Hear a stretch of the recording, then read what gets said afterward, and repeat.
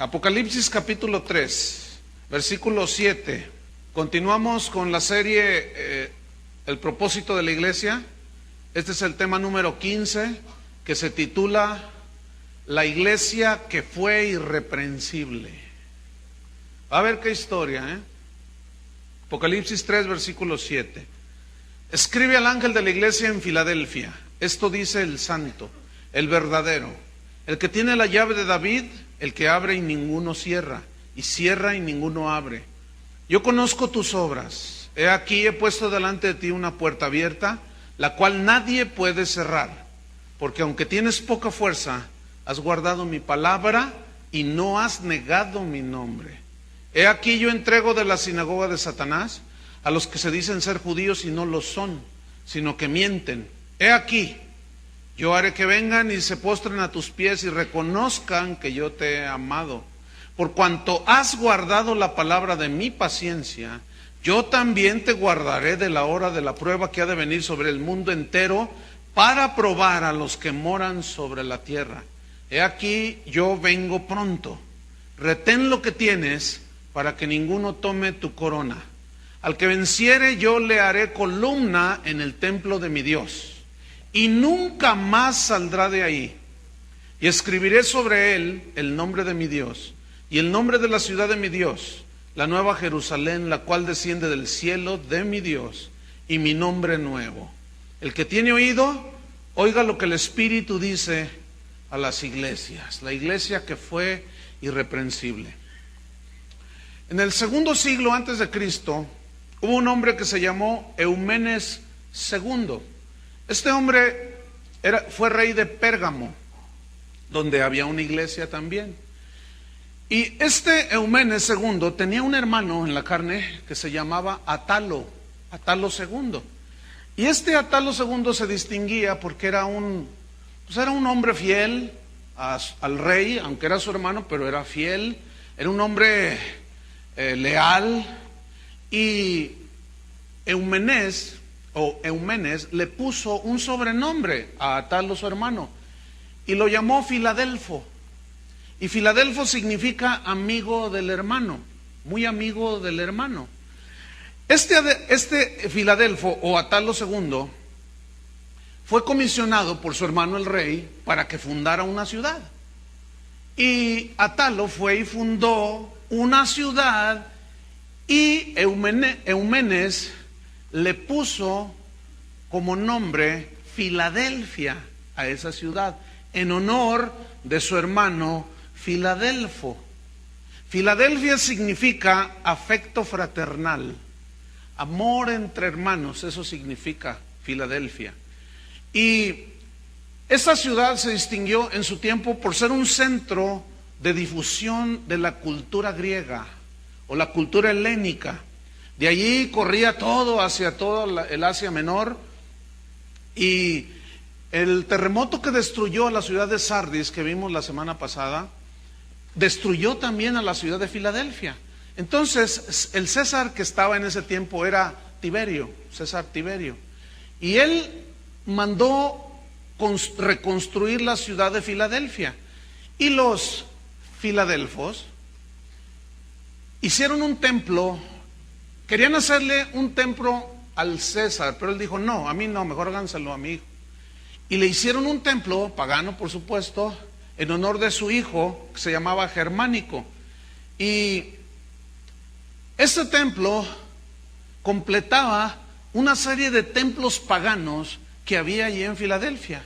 Ellos tenían, entre otros templos, uno dedicado a Zeus, que Zeus era el padre de los dioses, el dios de los dioses, ¿sí? Y este Zeus, bueno, se distinguía porque era bien tremendo en la mitología griega, tenía muchas esposas, ese era Zeus. Tenían un templo dedicado a la diosa Artemisa de los griegos, pero para los romanos era la diosa Diana, y era la diosa de la naturaleza, era la diosa de la cacería. Cuando algún cazador iba de cacería, iba al templo y hacía sus adoraciones y se encomendaba a la diosa Diana. Allá en el DF se les coló y tienen una Diana cazadora, es esa. También tenían un templo dedicado al dios del sol. Este se llamaba Helios. era el dios del sol, adoraban al sol en la forma de un dios. También había otro templo dedicado a una diosa que se llamaba Afrodita. Para los griegos, para los romanos era la diosa Venus. Y esta Venus era la diosa de la belleza, era la diosa del amor, pero era tremenda esta diosa, porque según la mitología griega le puso los cuernos al marido. Y ese fue el primer rey con cuernos, primer dios con cuernos. Y Venus tuvo un hijo que se llamó Eros. Y Eros es lo que, esa palabra define lo que es el amor sensual, el amor sexual de los sentimientos, solo de los sentidos. De allí se deriva la palabra erótico, de Eros. Entonces fíjense qué familia, qué linda familia, qué lindos hijos que tuvieron. Y había otro templo dedicado a un dios que se llamaba Dionisio para los griegos. Pero para los romanos era el dios Baco, porque ellos le cambiaban el nombre, pero eran los mismos. Y Baco era el dios del vino. De ahí se deriva la palabra bacanal. O sea, ¿cómo estuvo la reunión? Una bacalada, o sea, una borrachera. Entonces ellos adoraban al dios del vino, imagínate. Y este Dionisio Baco fue hijo de Zeus, de una de sus tantas capillitas que tenía por ahí. Pues esa es la mitología griega. En medio de todo eso, de esa ciudad, floreció una iglesia cristiana. Una iglesia cristiana que florece en medio de ese total paganismo. Y en el siglo II, después de Cristo, hubo un hombre que se le conoció como uno de los padres de la iglesia, o de los líderes fuertes de la iglesia cristiana. Se llamaba Ignacio de Antioquía, y él hizo muchos escritos, y en ellos él hablaba, siempre que se mencionaba a la iglesia de los Filadelfos, o la iglesia Filadelfia, siempre hablaba muy bien de ella como una iglesia ejemplar, que amaba a Cristo, que era fiel, y la ponía como ejemplo a seguir de todos los cristianos que estaban en el Asia Menor y en el Imperio Romano. Es pues la iglesia de Filadelfia el prototipo de la iglesia que Cristo desea, fíjense. Fue una iglesia irreprensible. Fue junto con la de Esmirna, la iglesia de Filadelfia, de las 7 a las que les escribió cartas, que no les recriminó nada. Y esto es algo extraordinario, al contrario, todo fue reconocimiento y promesas que les daba a los cristianos en Filadelfia. Entonces, esta es la iglesia prototipo, la que el Señor quiere, porque la iglesia de Filadelfia nos demuestra a los cristianos del siglo XX que se puede ser fiel e irreprensible en medio de toda la basura del mundo. Ellos pudieron, los cristianos del siglo XX, también debemos de hacerlo. Vamos pues a estudiar esta iglesia. Vamos al capítulo 3, versículo 7. Dice, escribe al ángel de la iglesia en Filadelfia. ¿Quién es el ángel? El pastor, el responsable de todo lo que sucede en esa iglesia. Esto dice el santo. La palabra santo se tradujo del griego hagios, que significa puro, significa limpio, sin contaminación. Y cuando Jesús dice el santo, dice esto, está contrastando con todo lo inmundo, lo impuro y lo pervertido de los dioses paganos. Dice, el santo, el verdadero. Y el verdadero se tradujo de la palabra griega aleteios. Y aleteios significa genuino, significa verdadero, significa verídico. Y esto también contrastando a los dioses falsos de la mitología griega, porque son dioses que no existen, están nada más en la mitología. Entonces dice, el santo, el que no es como Zeus, Dionisio y todas esas paganeadas, dice, el verdadero, el que sí existe, el genuino, el único Dios, dice esto. Pero todavía, fíjate en el versículo 7, dice, más, el que tiene la llave de David. La llave en la Biblia siempre significa autoridad. Cristo le entregó a Pedro las llaves del reino, ¿se acuerdan? ¿Qué significa? que con la autoridad de la predicación, al predicar la palabra de Dios, nosotros estamos abriendo con la palabra de Dios las puertas para que entren por Cristo todo el que quiera. Entonces dice, el que tiene la llave de David, el que abre y ninguno cierra, y cierra y ninguno abre. ¿Qué significa esto? Significa que Cristo tiene toda la autoridad. Él tiene el supremo poder. Su nombre es sobre todo nombre. Él domina toda la creación. Él está sobre toda, arriba de toda potestad, de todo dominio, de toda autoridad. Él es el que abre puertas y cierra puertas. Y aquí hay un principio muy importante para nosotros los cristianos. Necesitamos dejar que sea Él el que abra las puertas para todo en nuestras vidas. Dejemos de estar golpeando con la punta del pie puertas que Dios no abre. A veces nosotros somos insistentes y Dios no abre esa puerta, y nosotros, como queremos aquello, nos volvemos necios y comenzamos a golpear con nuestro pie a puntapiés una puerta que Dios quiere tener cerrada. Ahora, déjame decirte algo, ahórrate las fuerzas, porque dice la Biblia que Él es el que abre y ninguno cierra. Él cierra y ninguno abre. Mira, esa es una verdad en la Biblia que debe de hacernos descansar. Descansa en la soberanía y en la voluntad de Dios. ¿Qué significa esto? Significa que deja que Dios sea el que te abra las puertas. Deja que Dios sea, tú a lo mejor quieres estudiar en tal universidad y tú estás ahí y horas y atas y cuanta cosa y nomás nada. Si no se abre esa puerta, dile al Señor, abre la puerta en otro lugar. Y así en todos los aspectos de nuestra vida necesitamos descansar, porque Él es el que va abriendo paso. Él es el que va abriendo puertas. Bueno, les dice en el versículo 8, yo conozco tus obras, sé lo que piensas, conozco lo que haces, veo la intención de tu corazón, conozco lo bueno y lo malo, todo lo sé. Versículo 8, en la segunda parte, hay una frase muy pequeña pero muy importante, dice, he aquí, dice. Y esta frase, estas pequeñas dos palabritas, se tradujo del griego idou. Idou, que se tradujo he aquí, significa admiración ante algo que es excelente, admiración ante algo que es bueno. Es como si Cristo estuviera diciendo, he aquí, he allí una iglesia diferente. Dentro de todo lo malo había algo muy bueno, y denota admiración, como diciendo, yo me siento contento con esta iglesia de Filadelfia. Es como cuando Dios se sintió complacido con Job. Dijo, he allí mi siervo Job, varón íntegro y un hombre de verdad. Y el diablo dice, sí, pero quítale sus carritos, sus casitas y ve si no blasfema.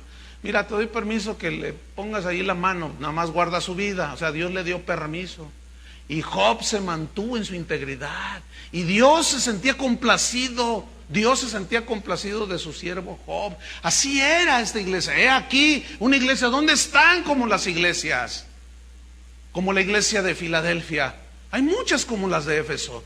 No se diga como la de Tiatira, como la de Pérgamo, que permiten de todo. Y entonces el Señor está diciendo, he aquí algo admirable, digno de ser notado, que la gente sepa, una iglesia irreprensible. Pues esa iglesia irreprensible le dice, mira, y esto le sucede a todos los que son fieles con el Señor, versículo 8, he puesto delante de ti una puerta abierta, escúchame bien, la cual nadie puede cerrar. ¿Se acuerdan del arca de Noé? Noé pregonó que iba a venir el fin, nadie le creyó, muy poquitos, como la iglesia de Sardis, poquitos. Pero una vez que entraron a la barca, se desató el diluvio y dice que Dios cerró la puerta. Y muchos quisieron entrar y ya no pudieron. Cristo es la puerta, y ahorita esa es una puerta que está abierta de par en par para todo aquel que quiera, todo aquel que crea.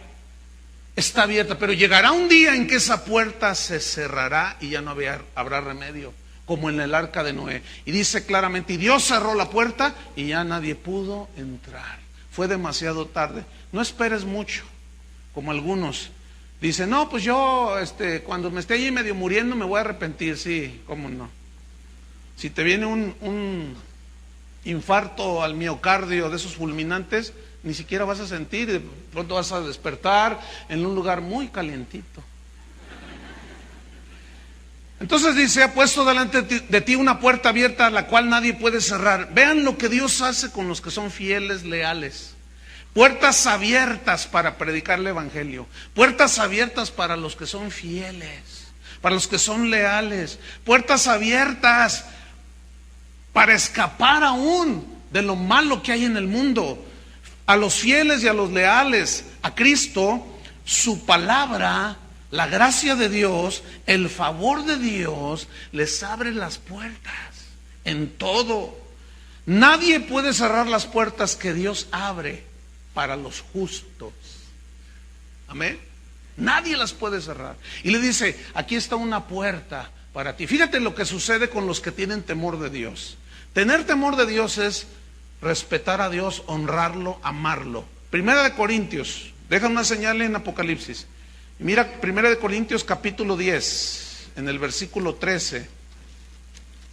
Primera de Corintios 10, 13. Aquí nos prueba este versículo cómo es que podemos llegar a ser como los de Filadelfia. Dice, no os ha sobrevenido ninguna, absolutamente ninguna tentación que no sea humana, pero fiel es Dios, que no os dejará ser tentados más de lo que podéis resistir, sino que dará también juntamente con la tentación, ¿qué? La salida. Mira, ahí está una puerta de salida.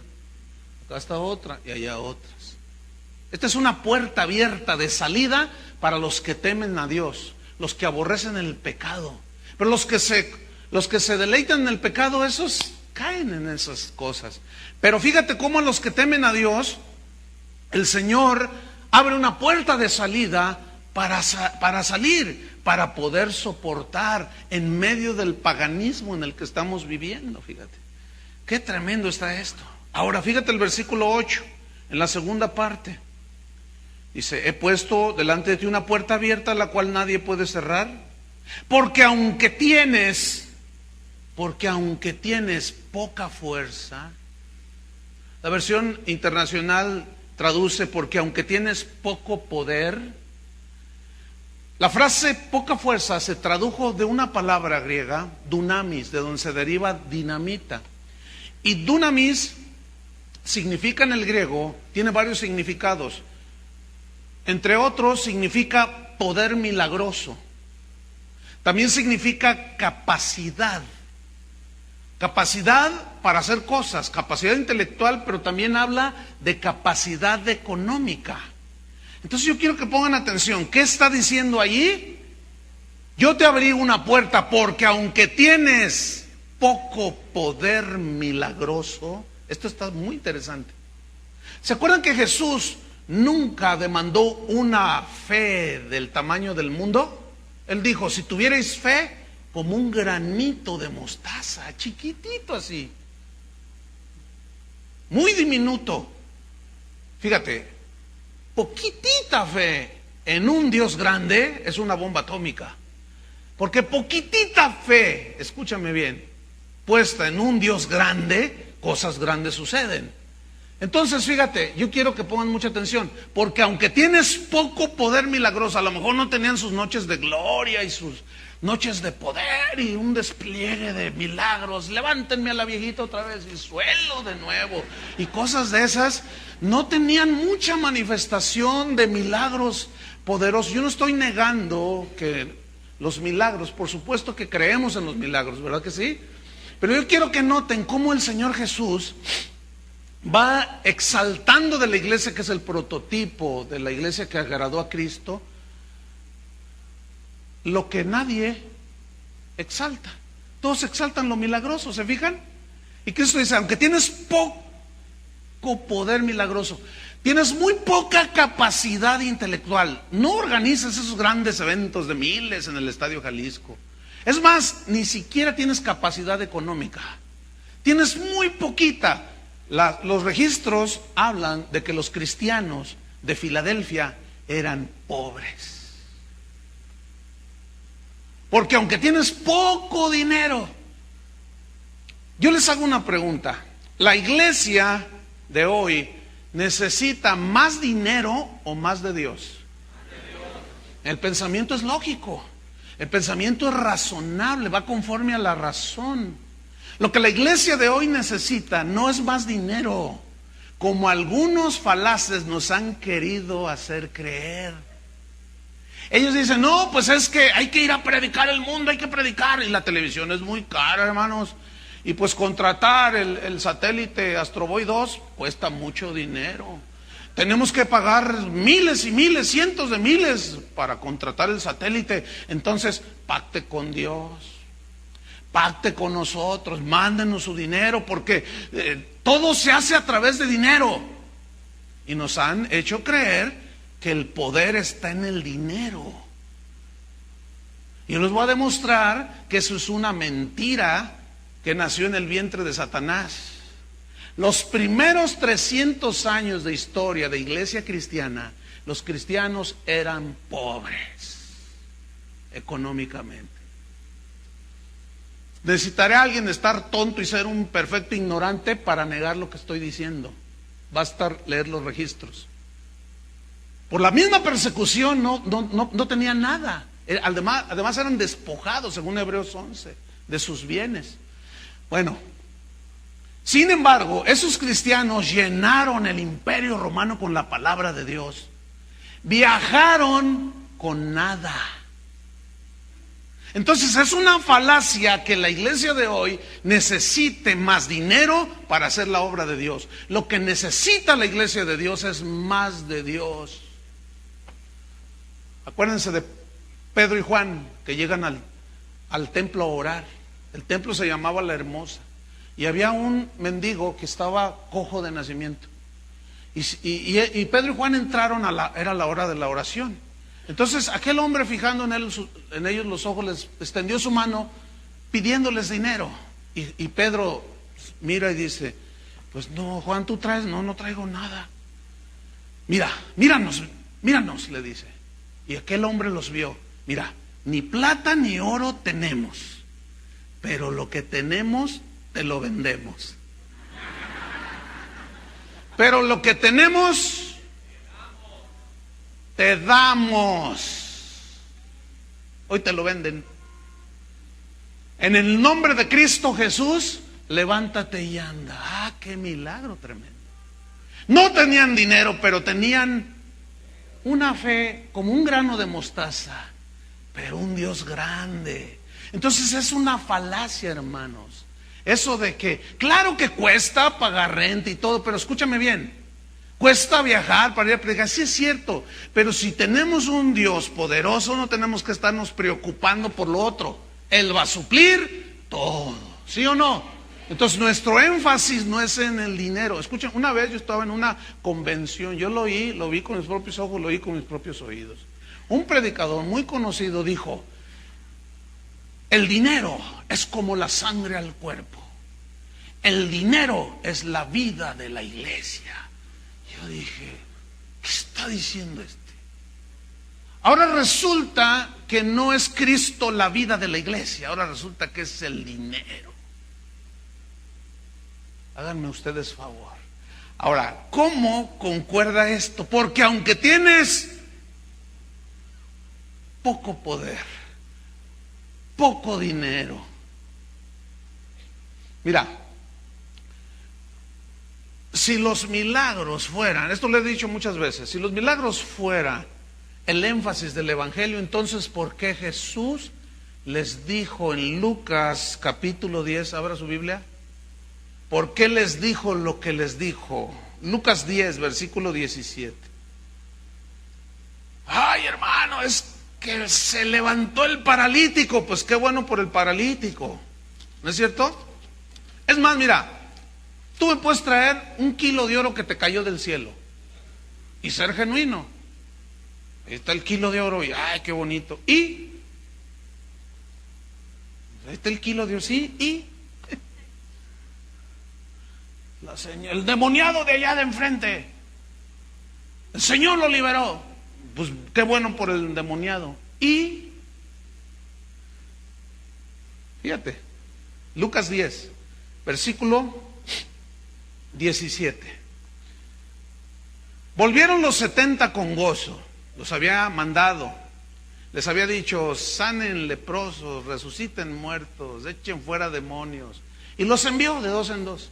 Y llegan los 70 con gozo, cantando y alabando al Señor, diciendo: Señor, Señor. Y se sentían, pero que aún los demonios se nos sujetan en tu nombre. Ay, está, ¿no? Yo decía: en el nombre de Jesús, y se iban. Ay, tengo poder. Versículo 18. Y les dijo Jesús: yo veía a Satanás caer del cielo como un rayo. He aquí, os doy potestad de hollar serpientes y escorpiones y sobre toda fuerza del enemigo, y nada os dañará. Y los discípulos estaban y empezaron a ver: no, nosotros tenemos poder. Es más, todos pónganse de pie y písenle la cola al diablo. Y empezaron a pisarle la cola al diablo. Es más, no solo la cola, písenle la cabeza. Ya están los hermanos. Y luego está ahí todo derrotado el diablo. Y ahora tuérzale la nariz. Ya están los hermanos en las iglesias torciendo la nariz al diablo. Jálele la oreja, está bajo sus pies. Ahí están, porque lo tiene bajo sus pies.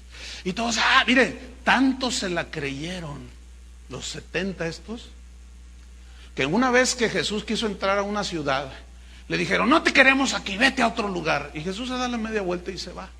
Y se le secan dos de los discípulos y le dicen: maestro, ¿quieres que hagamos descender fuego del cielo y los consuma? Vean, un filósofo antiguo dijo que el poder corrompe. Alguien dijo: ponle a un ignorante una macana y dale una pistola y una placa y vas a ver en lo que se convierte. Es verdad que el poder, el dinero tiene poder, y el poder corrompe, eso está, pero sí, muy bien comprobado. Pero escúchenme bien, el poder de Dios en manos de un ignorante de la palabra de Dios le pasa exactamente lo mismo, lo corrompe y hace cosas torcidas y hace cosas que no van con lo que Cristo dijo. Entonces, fíjate, le sigue diciendo: contra toda fuerza del enemigo nada os dañará. Versículo 20. Pero no os regocijéis de que los espíritus se os sujetan, sino regocijaos de que vuestros nombres están escritos en los cielos. No sé si notan cómo Cristo está poniendo en su lugar todo. Te repito, tráeme 1 kilo de oro si quieres. Y yo te pregunto, ¿está tu nombre escrito en el libro de la vida? Pues que yo soy exorcista, echa afuera todos los demonios que quieras. Y, pues qué bueno por los que se liberan. Pero, ¿eso qué? Es que nosotros, y aleluya, y que, no, espérame, no, tranquilo. Mira lo que dijo Cristo, no te goces de eso. ¿No dijo eso? Regocíjate que tu nombre esté escrito en los cielos. Yo te pregunto, ¿está tu nombre escrito en los cielos? Porque muchos dirán en aquel día: Señor, Señor, en tu nombre echamos fuera demonios, hicimos milagros, hicimos caer polvo del cielo y todo. Y si no están sus nombres inscritos en el libro de la vida, les dirá: ¿y tú quién eres? No te conozco, maldito al fuego eterno, hacedor de maldad. Entonces, ¿a qué le da Cristo importancia? A que tu nombre esté inscrito en el libro de la vida. Bienvenidos los milagros, pero eso no es la razón del evangelio, fíjense. El evangelio centrado en el hombre no es bíblico. En las demandas y necesidades del hombre no es bíblico. El evangelio está centrado, escúchenme bien, en las demandas de Dios para el hombre. ¿Cuál fue el primer mensaje de Cristo? Arrepentíos, porque el reino de los cielos se está acercando. Ese es una demanda de Dios a todos los seres humanos: arrepiéntete, arrepentíos. Si no naces de nuevo, no puedes entrar en el reino de los cielos. Pero a mí no me importa nacer de nuevo. Yo quiero un milagro, Señor. Yo quiero sanar esto, yo quiero lo otro. Y Jesús pone todo en orden. Entonces, fíjate, volvamos a Apocalipsis. aunque tienes poca fuerza. Hay unas preguntas aquí que quiero hacer. ¿Qué fue lo que Cristo vio en esta iglesia de Filadelfia? ¿Por qué si tener poca fuerza y poco poder económico fuera algo que Dios desaprobaba, por qué Jesús no le recriminó a los de Filadelfia? ¿Por qué no les dijo, por qué no hacían noches de milagros? ¿Por qué no les dijo, ¿qué no sabían que yo me hice pobre para hacerlos ricos a ustedes? ¿Por qué vivieron en la miseria? Si eso fuera algo desagradable delante de Dios, ¿por qué entonces no se los recriminó? Eso a mí me llama la atención. Entonces, ¿qué fue lo que vio Cristo en esta iglesia que dijo, he aquí, este es el ejemplo que yo quiero? ¿Qué fue? Versículo 8. Porque aunque tienes poca fuerza, y Jesús menciona dos cosas que vio en ellos. Número 1, por cuanto has guardado mi palabra, por cuanto has guardado mi palabra. La palabra guardado, o el verbo guardar, viene del griego tereo. Tereo significa poner atención a los mandatos, que pueden ser de tu papá, de tu mamá, de tu patrón, de las autoridades. Poner atención a un mandato y obedecerlo. Entonces, fíjate, se lee así: por cuanto tú has puesto atención a mi palabra y la has obedecido. En otras palabras, por cuanto tú has obedecido, no has diluido mi mensaje, no has quitado la cruz de tus mensajes, no has torcido mi palabra. Guardar su palabra. Abran su Biblia en Mateo 28. Ahí está lo que se conoce como la Gran Comisión. ¿En qué consistía? En que Cristo comisiona a sus discípulos para ir y predicar a todo el mundo. Pero fíjense, han pasado ya 20 siglos y el concepto de Gran Comisión se ha vuelto la Gran Comisión. La Gran Comisión, pero ¿qué comisión me toca por predicar? ¿Qué comisión me toca por cantar? ¿Qué comisión me toca por hacer un evento y cobrar la entrada? Esa es la Gran Comisión hoy. Pero vamos a tratar de remontarnos a la original Gran Comisión. ¿Están listos? Mateo 28. En el versículo número 19. Alguien me dijo ayer, oiga, todas las Biblias son iguales, pastor. Entonces yo le dije, pues sí, todas son iguales. Vamos a leer. Dice 28:19, por tanto, id, vayan, salgan y hagan discípulos, haced discípulos. ¿Qué es un discípulo? Un aprendiz. Discípulo en el griego significa aprendiz. Es decir, un aprendiz que quiere ser como su maestro, como Cristo. Un aprendiz que sujeta su voluntad, sus anhelos, sus proyectos personales y los sujeta a la voluntad de su maestro. Eso es un verdadero discípulo. Vayan y hagan de este nivel de discípulos a todas las naciones, a todo el mundo.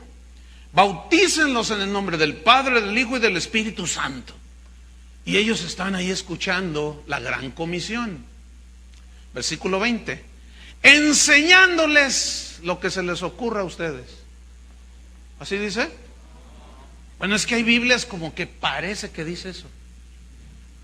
No sé qué dice la suya. A ver, vamos a tomar otra vez. Enseñándoles un curso de superación personal.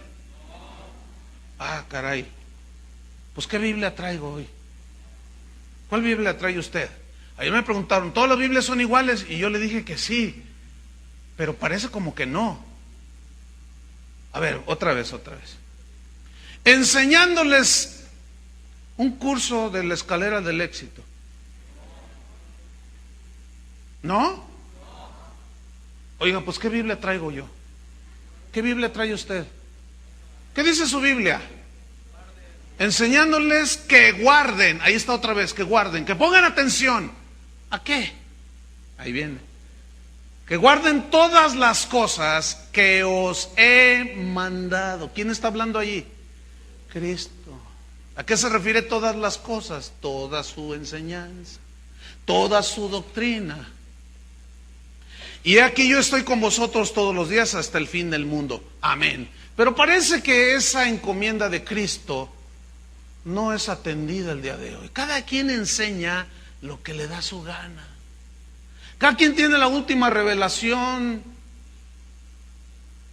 de sus sueños y los cuenta. Y dicen, Jehová dijo, Jehová habló, y no es cierto, Dios nunca habló. Porque todos esos sueños y visiones y cosas que se oyen en estos últimos tiempos, en este siglo XXI, agreden la palabra de Dios. Fíjate lo que le dijo Pablo a Timoteo, primera carta a Timoteo, capítulo 6. Primera carta a Timoteo, capítulo 6, versículo número 3. Pon atención. Si alguno enseña otra cosa, y no se conforma a las sanas palabras de nuestro Señor Jesucristo, la palabra sanas viene del griego ugiaino, de donde se deriva la palabra conocida para nosotros, higiene. Higiene significa limpieza. Entonces, ¿cómo se lee? El que no se conforma a las limpias y puras palabras de nuestro Señor Jesucristo. ¿Por qué son limpias y puras? Porque Él es el santo. ¿Entiende? Él es el puro, Él es el verdadero. El que no se conforma a las sanas palabras de nuestro Señor Jesucristo y a la doctrina que es conforme a la piedad. ¿Cuál es esta doctrina? Son aquellas enseñanzas que te hacen que tú pongas tus ojos en las cosas de arriba, donde está Cristo sentado a la diestra del Padre, y no en las cosas de la tierra. Esa es la doctrina conforme a la piedad, que te hace mirar hacia Dios, que te hace entregarte más a Dios, que te hace amar más a Dios. Esa es la doctrina conforme a la piedad, no la doctrina que te hace ver las cosas materiales. Esa sabiduría es diabólica, animal, dice la Biblia en Santiago. Ahora fíjate lo que dice en el versículo 4. El que no se conforma a las sanas y limpias palabras de Jesús está envanecido, nada sabe y delira. La palabra delirar viene del griego noseo, y noseo significa enfermo mental, enfermedad mental. En otras palabras, el que no se conforma a las sanas palabras de nuestro Señor Jesucristo está loco. Aquí en Guadalajara hay un hospital que se llama de Soquipan, donde llevan a los que están trastornados y enfermos mentales. Yo quiero que pongas atención. Yo no estoy diciendo esto de mi cosecha, es algo que la Biblia declara. ¿Qué dice la Biblia acerca de esos? ¿Que están qué? Fuerte. Locos. Están locos, deliran, están enfermos mentales. Pero también significa enfermedad moral. Y la moral son todos aquellos lineamientos que la gente tiene en su mente, en su interior, que son los valores morales, los principios morales. Entonces, hay una enfermedad moral que transgrede la moral de Dios, los principios de Dios. Entonces, seguimos leyendo. Está envanecido, nada sabe y delira, enloquecieron. Deliran acerca de cuestiones y contiendas de palabras, de las cuales nacen envidias, pleitos, blasfemias, malas sospechas, disputas necias de hombres corruptos de entendimiento. Ahí está, corrupción moral. Y privados de la verdad, que toman la piedad o las cosas de Dios como fuente de ganancia. Apártate de los tales. Versículo 6. Pero gran ganancia es la piedad acompañada de contentamiento. ¿Qué es gran ganancia? La piedad o la devoción a Dios acompañada de ¿qué? De contentamiento. Yo he escuchado a esos falsos profetas de la prosperidad decir: si ustedes de los que se conforman con el carrillo que trae, la casilla que tiene y la ropilla que viste, usted es un mediocre. Debe de creer en grande. Visualícese en una casa, en un carro, una cuenta grande. ¿No le gustaría tener una chequera con muchos ceros? Visualícela. Pero si usted se mantiene en esa mediocridad, usted es un mediocre. Ahora, fíjense, escúchenme bien. Aquí está un loco delirando. Y aquí está Dios hablando en la Biblia. Y Dios dice: gran ganancia es la piedad acompañada de contentamiento. ¿A quién le va a hacer caso? ¿A los enfermos mentales o a Dios? Bueno, cada quien. Cada quien. Yo ya tengo mi decisión. Versículo 8, así que en el 7, porque nada hemos traído a este mundo. ¿Cómo llegamos a este mundo? Llorando, y llorando nos vamos. Y sin nada. Y sin duda, dice el apóstol, sin duda nada podremos sacar. ¿Cuándo ha visto un muerto ahí en la caja con el título de su casa acá y del carro y sus barritas de oro que le cayeron del cielo acá y todo eso? ¿Cuándo ha visto eso? Nomás con el traje que lo pusieron ahí para que se viera bonito. Nada se llevan. Así que, versículo 8, así que, teniendo sustento y abrigo, estemos contentos con esto. Escuchen, hijos de Dios, esto dice Dios. Los locos dicen otra cosa. ¿A quién le va a hacer caso? Yo a Dios. Aunque los locos digan que estoy loco, ya veremos en aquel día quién era el loco. Versículo número 9, porque los que quieren enriquecerse caen en tentación y lazo. ¿En qué caen? En tentación. No hay salida, no hay puerta de salida para ellos. Y en muchas codicias necias y dañosas que hunden a los hombres en destrucción y perdición. Porque raíz de todos los males no es el dinero, sino es el amor al dinero. Escuche, el cual codiciando algunos, esos algunos se extraviaron de la fe. Está hablando de gente dentro de la iglesia, ¿sí o no? Se extraviaron de la fe y fueron traspasados de muchos dolores. Yo quiero que ponga atención en los siguientes versículos que vamos a leer. Hago la referencia: por cuanto has guardado mi palabra. Un énfasis fuerte en la palabra. Ahí va, Juan capítulo 8. Abra su Biblia. Juan capítulo 8. Vamos a leer algunos versículos. En el Juan 8:31. Dice así: dijo entonces Jesús a los judíos que habían creído en él: si vosotros permaneciereis en mi palabra, seréis verdaderamente mis discípulos. ¿Cuál es el antítesis de esto? Si no se permanece en su palabra, entonces no son verdaderos discípulos, ¿no es cierto? Ok, versículo número 51 de capítulo 8.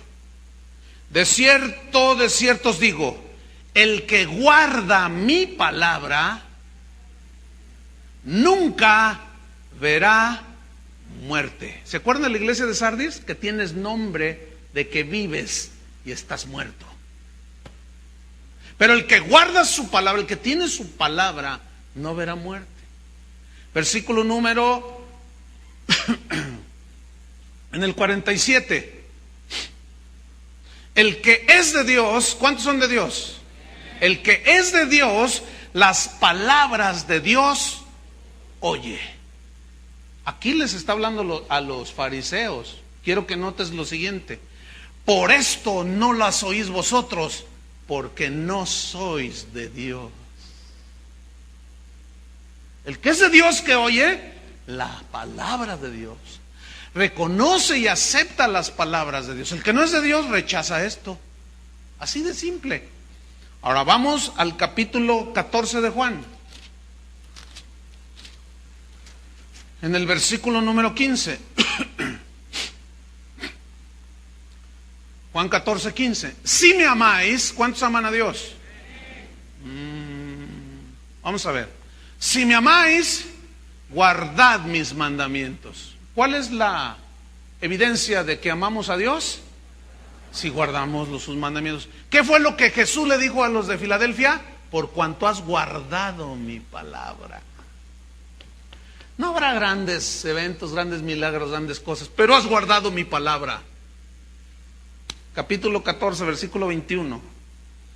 El que tiene mis mandamientos y los guarda, ese es el que me ama. Ese es el que me ama. ¿Quién amaba más a Cristo? ¿Los de Éfeso que perdieron su primer amor? ¿O los de Filadelfia? ¿Y cuál era la distinción? Que ellos guardaban la palabra.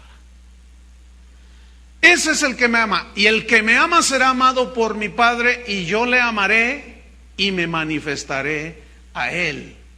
Versículo 23. Respondió Jesús y les dijo: el que me ama, mi palabra guardará, y mi Padre le amará, y vendremos a él y haremos morada con él. Fíjate, Dios, el Padre, con el Espíritu, haciendo morada en ti. Versículo 24, más claro que esto no puede ser.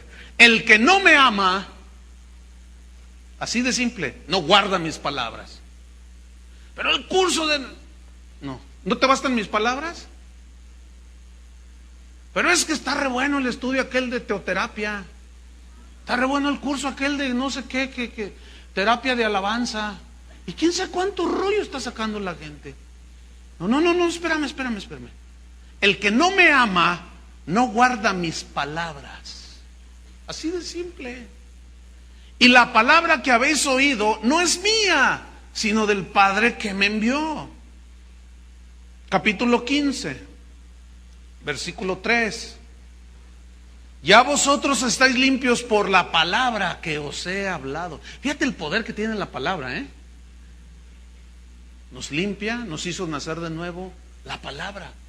¿Qué tenían entonces los cristianos en Filadelfia que Cristo dijo? Por cuanto has guardado mi palabra. Eso. Obedecían la palabra. Versículo número 7. Perdón. Si permanecéis en mí y mis palabras permanecen en vosotros, pedid todo lo que queréis y os será hecho. Miren, la segunda parte del versículo es lo que todos quieren. Pero muy pocos quieren permanecer en sus palabras. ¿No es cierto? Pedid todo lo que queréis. Ahora, aún, escuchen bien, todo lo que queréis tiene un límite. ¿Cuál es el límite? La voluntad de Dios. Muchos de nosotros, inclusive Santiago lo dice, no reciben porque no piden. Y luego piden y piden mal para gastar en sus deleites. Imagínate, saca la lista, ¿no? Señor, me quiero casar. Lo quiero que mida 2 metros. Lo quiero rubio, de ojos azules, y pues que esté bien bendecido con la prosperidad que tú das, Señor. Pero pues lo quiero grandote, guapo, bonito. Mira, muchacha, déjame decirte algo. Aquí hay puros totonacas, puros aztecas, puros mexicas. Si tú quieres un rubio de esos, vete a Canadá, vete a Estados Unidos, vete a Rusia. Ahí hay unos güerotes grandotes. Hermanos, ¿de dónde sacaron todos esos rollos? ¿De qué es tu listita? Y reclámale a Dios, porque Él dice que todo lo que pidas te será hecho. Sí, si tú permaneces en su palabra, y aún si permanecieras, si no es la voluntad de Dios, lo que pides no te lo da, como a Pablo. He rogado 3 veces que me quite este aguijón y me ha dicho, no te lo quito, ¿cómo ves? Bástate mi gracia. Ah, está bien, me basta tu gracia, Señor. Ahora entiendo que cuando soy débil soy fuerte. No le contestó conforme a lo que él quería. ¿Ah? Qué tremendo está esto. Versículo número 14, 15-14. Leímos el 7, ¿verdad? Ahora vamos al 14. Vosotros sois mis amigos si hacéis lo que yo os mando. Mis amigos. Y Abraham fue llamado amigo de Dios. ¿Por qué fue llamado amigo de Dios? Casi por nada. Hizo todo lo que Dios le dijo que hiciera. Abraham, heme aquí, Señor. Salte de tu tierra y de tu parentela. ¿A dónde? A la tierra que yo te mostraré. ¿Qué rumbo tiene? Tú agarra tu morralito, agarra tu esposa y salte a la tierra que yo te mostraré. Y dice en Hebreos que salió sin saber a dónde iba. Ese sí tenía fe. Él estaba convencido de que Dios nunca lo iba a engañar. Y salió sin saber a dónde iba. Y yo me imagino a Sara: Abraham, ¿a dónde vamos? Tú camínale. Tú nomás sígueme. Y cuando le da el hijo de la promesa, Dios lo prueba. Y le dice: Abraham, heme aquí, Señor. Toma ahora a tu hijo Isaac, a tu único, a quien amas, lo amas. Ay, Señor. A la Y hoy es día del Padre, Señor, y me está festejando. Mira, ya me dijo papá: toma a tu hijo Isaac y ofrécemelo en holocausto. En holocausto. ¿Cómo? Ofrécemelo en holocausto. Dice que lo tomó, lo amarró al altar y lo iba a degollar. Y un ángel le dice: no, está bien, Abraham. Dice Dios que tranquilo, que tú sí de veras obedeces a Dios. Y Dios le llamó mi amigo. ¿Por qué? Porque así hizo todo lo que él le decía. Igual que Noé, igual que Enoc, igual que Josué, igual que David. Esos son los hijos de Dios, los que guardan su palabra, hermanos. ¿Se acuerdan de Saúl? Dios le dijo: vas a exterminar a todos los amalecitas, a todos les vas a dar, y no vas a guardar nada. Y fue lo primero que hizo. Le perdonó la vida al rey, a Og, y agarró todo lo bueno de las ovejas y del ganado. Y luego llega Samuel y le dice: Saúl, dice: heme aquí, oh Señor mío, y se le postra y le hace reverencias. Y le dice: ¿por qué no obedeciste a Jehová? Porque estaba oyendo algo Samuel. Y le dice: no, yo he obedecido a Jehová, en todo obedecí a Dios. No es cierto, le dice. ¿Desobedeciste a Jehová? No, yo obedecí. ¿Y qué es ese balido que yo escucho? Pues son un ganado que anda ahí, unas ovejas que estaban re bonitas, estaban bien gorditas y bonitas, y pues les perdoné. Porque pues el pueblo dijo: ay, esas están re buenas, guárdalas. ¿Qué no te dijo Dios que exterminaras todo? Pero yo obedecí a Dios. No, dice: por cuanto desechaste la palabra de Jehová, yo también te desecho de que seas rey.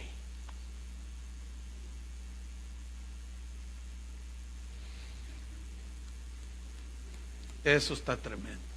Mi pueblo pereció porque le faltó conocimiento. Por cuanto desechaste el conocimiento, le dijo a los líderes de Israel, yo también los desecho del sacerdocio. Porque no amaban a Dios. Decían servir a Dios, decían que tenían nombre de que estaban vivos, pero estaban muertos. Porque el que ama a Dios obedece su palabra. ¿Eso significa que los de Filadelfia eran perfectos? De ninguna manera, hermanos. Eran como usted y como yo. Pero ellos eran obedientes a la palabra. Ellos sabían que cuando ellos tropezaban, la carne los jalaba, el enemigo les ponía trampa, pecaban, fallaban. Ellos iban inmediatamente con el Señor y decían: Señor, perdóname, me descuidé, mentí, ofendí a la señora aquella, perdóname, Señor. Y ellos confesaban sus pecados. Ellos sabían que Dios era fiel y justo para perdonar sus pecados, y los confesaban y se restablecía la comunión con Dios. Hasta ahí, en eso obedecían a Dios. Hoy ya no se hace así.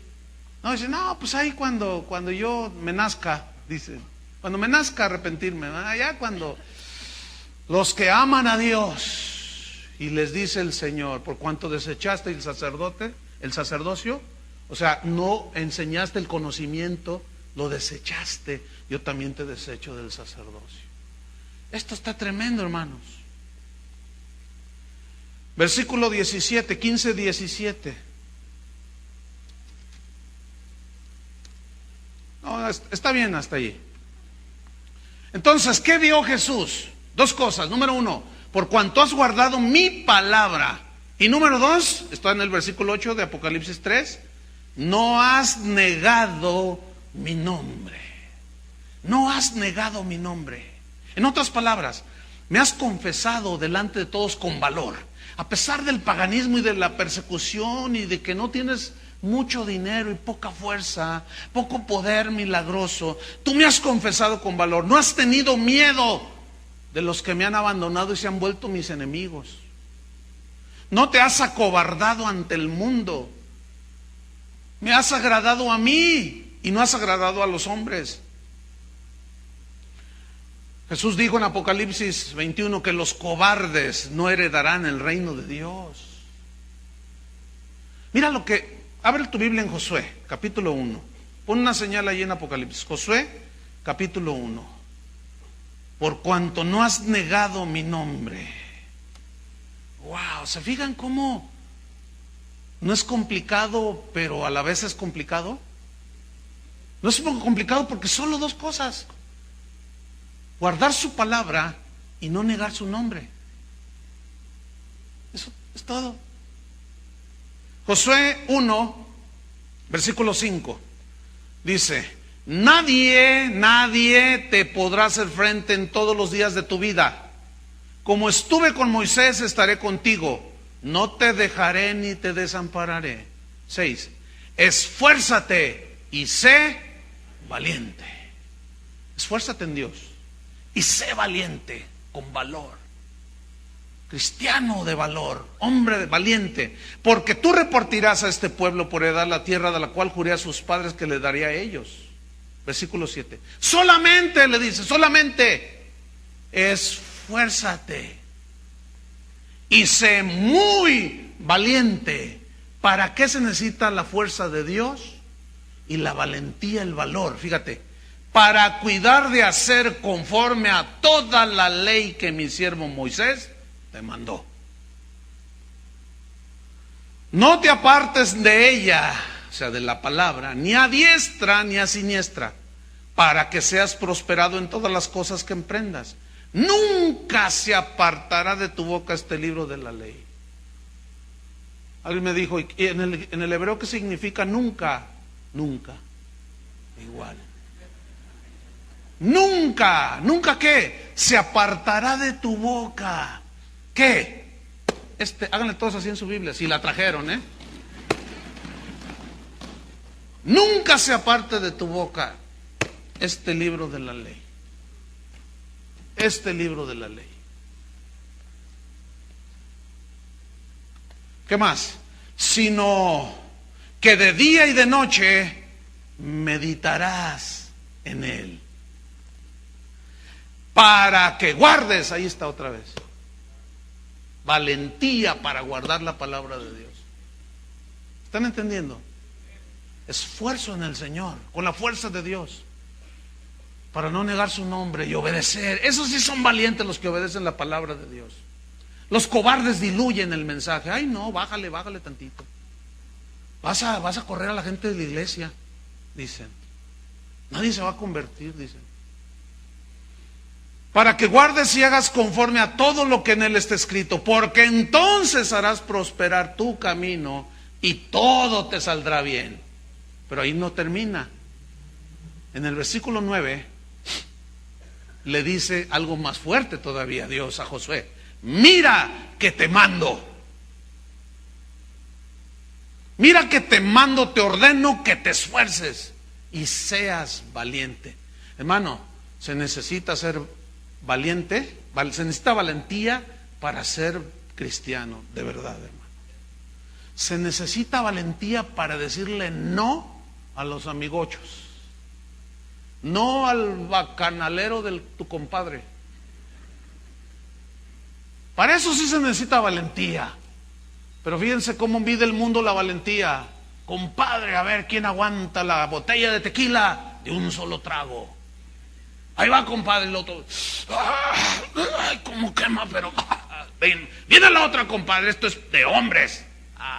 ¿Eso será de hombres? Eso cualquier borracho lo hace. Pero decirle no al adulterio, eso es otra cosa. Pero decirle sí a Cristo, eso es otra cosa. ¿No es cierto? Y déjenme recordarles y decirles, para eso se necesita valentía. Y se necesita valentía para obedecer. Y se necesita valentía para predicar el evangelio. Aunque no le guste a algunos. Te mando que te esfuerces y que seas valiente. No temas ni desmayes, porque Jehová tu Dios estará contigo a donde quiera que vayas. ¿Sabes qué le dijeron a Lutero cuando lo llamaron del Vaticano? Porque él había puesto una tesis, 95 tesis, en la Catedral de Wittenberg, en Alemania, que atacaba y rechazaba la venta de indulgencias, la venta y compra de milagros y el tráfico de los milagros y la salvación. Y la pegó allí en la catedral, y la gente empezó a leer y empezaron a hacer copias y corrió. Dijeron, ¿quién hizo eso? Dijeron, pues un monje llamado Martín Lutero, tráiganlo acá. Y lo llevaron delante de los altos religiosos y le dijeron, Martín, retráctate de lo que has dicho. Y él dijo, si no te cortamos la cabeza. Y él dijo, no me retracto. Y si tuviera 1000 cabezas, 1000 cabezas me dejaría cortar, pero retractarme de la palabra de Dios jamás. ¿Dónde están los Luteros? ¿Dónde están los Josués? Hoy hay un montón de sacatones por todos lados que no quieren predicar el evangelio, lo diluyen. Pero para ser cristiano se necesita valor. Juan el Bautista era un valor, tenía valor. Imagínate que va a la carreta del rey y le dice, hey tú rey, eres un adúltero. Imagínate. ¿Yo adúltero? Sí, porque tienes a la esposa de tu hermano y no se vale delante de Dios. Ah, no, no. Vas a ver lo que te voy a hacer. No me importa. Le cortó la cabeza. Pero Juan el Bautista no se rajó, ni se dobló. Y si hubiera tenido 1000 cabezas, 1000 cabezas se hubiera dejado cortar. Eso es lo que tenían justamente los cristianos de Filadelfia, hermanos. Casi nada, casi nada. Vámonos para el final. Apocalipsis capítulo 3, versículo 9. He aquí, dice, yo entrego de la sinagoga de Satanás a los que se dicen ser judíos y no lo son, los que se hacen pasar por cristianos, pero no son, dice, sino que mienten. He aquí yo haré que vengan y se postren a tus pies y reconozcan que yo te he amado. O sea, tú mantente fiel, valiente. No le hace que tu abuelita te desherede. No le hace que tu papá te corra de tu casa. No niegues al Señor. Porque el que ama a padre o madre más que a él no es digno de Cristo. ¿No es cierto? Hay un precio a pagar, ciertamente. Y esto significa que si tú te mantienes fiel en su palabra y valiente, hay una puerta, sigue abierta la puerta de la salvación, porque vendrán y reconocerán que Dios te ama y muchos se convertirán, fíjate. Pero si tú te vuelves atrás, piedra de tropiezo serás. Versículo 10, por cuanto has guardado la palabra de mi paciencia. Fíjate que aparecen 2 veces la palabra guardar, que tienen diferente significado. Por cuanto has obedecido mi palabra y has tenido paciencia, esa es la mejor traducción, yo también te guardaré. Pero aquí guardar es proteger. Así como los cristianos en Filadelfia estaban en medio de un paganismo, borracheras, dioses, la diosa de la borrachera, la diosa de la lujuria, el dios de la borrachera, aún en medio de toda esa perdición, el Señor los iba ¿a qué? A proteger. Así como tú guardaste mi palabra y no negaste mi nombre, yo también te voy a guardar.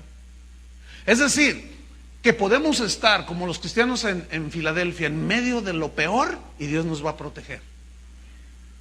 ¿Cuántos dicen gracias, Señor? Yo también te guardaré, dice, de la hora de la prueba que ha de venir sobre el mundo entero. Hora de la prueba. ¿Qué es la hora de la prueba? Es la gran tribulación. Es el día temible de Jehová. Son cuando los sellos del Apocalipsis serán derramados sobre la gente que rechazó a Dios. Dice, para probar a los que moran sobre la tierra. Y el verbo probar en el griego significa perforar. O sea, los traspasaré. Eso está tremendo. Pero por cuanto has guardado mi palabra, a ti te voy a proteger. Versículo 11. He aquí yo vengo pronto. Vigila, oración, vela. Retén lo que tienes. Esa frase es poderosa. En el griego significa aférrate. Aférrate. Y cuando yo leí esto y estudiando, me acordé de una situación que me pasó a mí en Manzanillo. Fuimos a bucear, ahí buceando y pescando con arpón. Entonces yo me metí por un lugar de unos arrecifes y yo ignoraba que había una corriente marina allí. Y cuando yo voy así siguiendo un pez, de pronto alguien me dio la vuelta así, pero era la corriente. Y no pude contra la corriente que me lleva. Entonces yo salgo a flote y voy queriendo nadar, y me gritaban con los que yo iba, me gritaban, no resistas, no resistas, no hagas, déjate llevar por la corriente. Y yo decía, no, yo soy cristiano. No sé. Entonces, ahí va la corriente y en eso encuentro una saliente. Era una roca, pero tenía de esos conchitas, esos mariscos de concha. Entonces, cuando yo me agarro de esa roca, así, mira, yo me agarré y ahí resistí como 3 horas, hermano, a que la corriente disminuyera la fuerza. Y cuando ya bajó la fuerza de la corriente, que ya dejé esa piedra donde me agarré, todo cortado por las conchitas. Pero escúcheme bien, esa roca me salvó. Yo me aferré, me agarré. ¿Quién es la roca, hermanos? Mire qué simbología. Cristo es la roca. Ahora fíjate, Jesús le dice, retén lo que tienes, abrázalo, no te sueltes, no le hace que te cortes. Ahora, pregunto, ¿qué es lo que tenían? Guardaban su palabra y no negaban su nombre. Eso era lo que tenían. Retén lo que tienes. Nada más esas 2 cosas. Guardar su palabra y no negar su nombre, para que ninguno tome tu corona. Versículo 12. Al que venciere yo lo haré columna en el templo de mi Dios, y nunca más saldrá de ahí. Y escribiré sobre él el nombre de mi Dios y el nombre de la ciudad de mi Dios, la nueva Jerusalén, la cual desciende del cielo de mi Dios, y mi nombre nuevo. Dice, al que venciere lo haré columna en el templo de mi Dios. Mira, Pedro dice que nosotros somos piedras vivas, que se va haciendo el edificio espiritual, la casa espiritual va siendo edificada, y nosotros somos como ladrillos, piedras vivas, como los ladrillos que hay en este edificio. Pero escúchenme bien, uno es el fundamento, el cimiento, ¿estamos? ¿Quién es el fundamento? El cimiento, Cristo. Las columnas tienen función diferente que los ladrillos. Las columnas sostienen el edificio. Las columnas son fuertes, sólidas, sobre las que se sientan las vigas que sostienen todo el edificio. Mira, en Primera de Reyes 7:21, Salomón está construyendo el templo, que fue una de las 7 maravillas del mundo antiguo. Y cuando estaba construyendo el templo, en el pórtico, en la entrada, hizo una puerta, pero al lado de la puerta había 2 columnas. Esas él las hizo sólidas, fuertes. Dice que les puso una red de bronce, las calafateó con no sé cuánta cosa, que eran resistentes. Una vez que estaban fuertes y la puerta no se caía, le puso nombres a las 2 columnas. A una le puso, de la izquierda le puso Jaquín. Esta columna será llamada Jaquín. Y Jaquín en el hebreo significa Dios da estabilidad. Estabilidad significa Jaquín. La otra columna le puso por nombre Boaz. Y Boaz significa Dios da la fuerza. Escúchenme bien. ¿Qué es lo que te hace, lo que te da estabilidad en tu vida cristiana? ¿Qué no es la palabra de Dios? que Pablo dijo, para que ya no seas como niño fluctuante que anda por todos lados, por todo viento de doctrina, sino que maduren, sean sólidos, crezcan fuertes y sólidos, estabilidad. ¿Qué no dijo Jesús? El que oye la palabra de Dios y la hace es como un hombre prudente que edificó su casa sobre la roca, y vinieron, la roca ahí es la palabra, y vinieron ríos, y ¿cómo permaneció? Estable, en pie. Esto es lo que tenía Filadelfia: estabilidad, firmeza en la palabra de Dios y fuerza, aunque sea poquita, pero en un Dios grande es resultados grandes. Fuerza de Dios que da el nombre de Jesús, que en su nombre se dobla toda rodilla, y estabilidad en la palabra. Entonces, al que venciere yo lo haré columna. Escúchame bien. Algunos de ustedes pueden llegar a ser columna en la casa de Dios. Los que sean más sólidos. Imagínate que Dios ponga sobre ti el peso de su obra, de su palabra, de su anhelo, de su deseo, y que diga: he aquí uno, he aquí una que es fiel. Finalmente les dice: nunca saldrán de allí, porque mejor es un día en tus atrios que 1000 fuera de él. Una cosa he demandado a Jehová, esta buscaré, que esté yo en la casa de Jehová todos los días de mi vida. Aquí está, aquí dice: nunca más saldrá de ahí. Y tendrá un nombre, nombre de Dios, de la Nueva Jerusalén.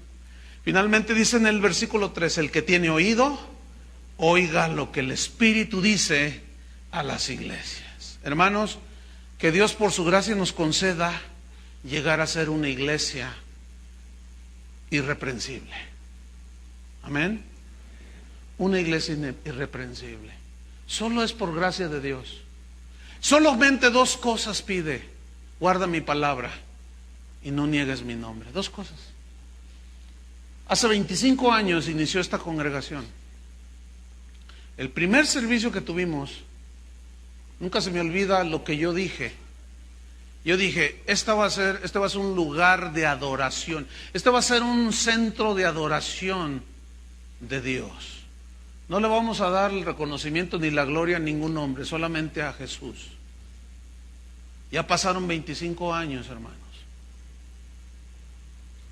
Se dicen pocos, no son pocos. Se dice rápido, han sido 25 años. Y creo que este es un lugar donde se le da la gloria a Dios, donde no se exaltan las virtudes de ningún iluminado, de nadie, aunque hay mucha gente con muchos talentos de Dios aquí.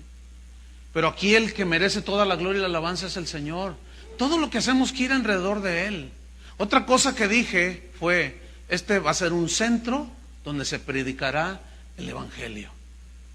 Y yo me encomiendo a la gracia de Dios, a la palabra de su gracia, para continuar, si faltan otros 25 años en que Cristo venga.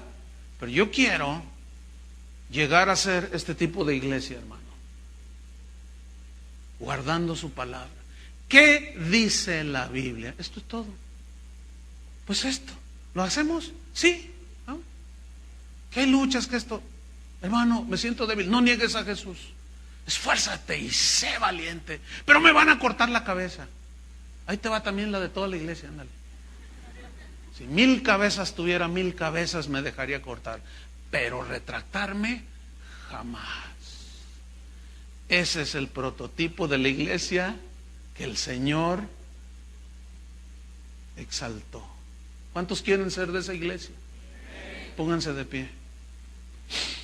Valentía, hermanos, valentía. Esfuérzate y sé valiente. ¿Saben que se necesita ser muy valiente para ser padre? Que hoy es el Día del Padre aquí en México. Se necesita ser valiente para ser papá. Ay, es difícil criar hijos, ¿no es cierto? Pero si tú te mantienes en la palabra, Dios siempre te va a responder, siempre. Porque Él abre las puertas. Él es el único. Deja que Dios te abra las puertas. Cierra tus ojos. Señor, aquí estamos después de 20 siglos de historia del cristianismo. Es muy fácil hacer lo que todos hacen. Y no se necesita mucha valentía y no se necesita mucho esfuerzo. Nada más es dejarse llevar por la corriente de este mundo. Es muy fácil. Pero ir en contra de la corriente de este mundo y de las filosofías que han penetrado la iglesia, eso no es fácil. Y necesitamos, Señor, esfuerzo y valor. Pero necesitamos ese valor, fuerza y estabilidad. Y eso lo único que nos puede dar, lo hemos entendido, Señor, es la palabra de Dios. Es el confesar a Cristo delante de los hombres y no negarlo. Es el tomar nuestra cruz cada día e ir en pos de Jesús. Es amarte más a ti, Señor, que a los nuestros. Es caminar el camino angosto. Para eso se necesita valor. Danos valor, Señor. Tal vez algunos como Gedeón, temerosos, miedosos, pero un día tú le dijiste: varón esforzado y valiente. Pero ¿en qué se basó su esfuerzo y su valentía? En que Dios le dijo: varón esforzado. Y eso es palabra de Dios. El poder está en la palabra de Dios, en guardar y en obedecer. Eso es lo que va a dar estabilidad a tu matrimonio, lo que va a dar estabilidad a tu vida, en todo sentido, el que te va a dar la fuerza. Damos gracias, Señor, por 25 años en que nos has sostenido, nos has mantenido, Señor. Ha habido pruebas de todo, pero aquí estamos, Señor, triunfantes, victoriosos, con la fuerza y victoria de Cristo. Señor, si alguno está acobardado, se siente débil, Señor, que tu palabra sea como esa roca en la cual se aferre. Y esa roca es tu palabra. Cristo es la palabra. Aférrense a Cristo, hermanos, a la palabra. Si viene en la palabra lo que se habla por allí, háganlo. Si no, no lo hagan. Y cuando alguien les demande acerca de lo que crees, no niegues a Cristo. Padre, en el nombre de Jesús, yo encomiendo a esta congregación a la palabra de tu gracia, como lo hizo Pedro con aquellos en Mileto. Los encomendó a la palabra de tu gracia. Yo encomiendo a esta congregación, Señor, otros 10, 15, 20, 25 años, 30, los que sean hasta que vengas. Te encomiendo a la palabra de tu gracia, Señor. Que este lugar siga siendo un centro de adoración al Dios vivo, al verdadero, al santo. Y que este lugar siga siendo un centro de mensaje del Evangelio, lo más limpio que podamos hacerlo, Señor. Lo más acercado a los propósitos y contextos originales, para que actúe la palabra en nosotros. En el nombre de Cristo Jesús, nos encomendamos a tu gracia, Señor, y a tu palabra. Amén. Que Dios les bendiga, hermanos.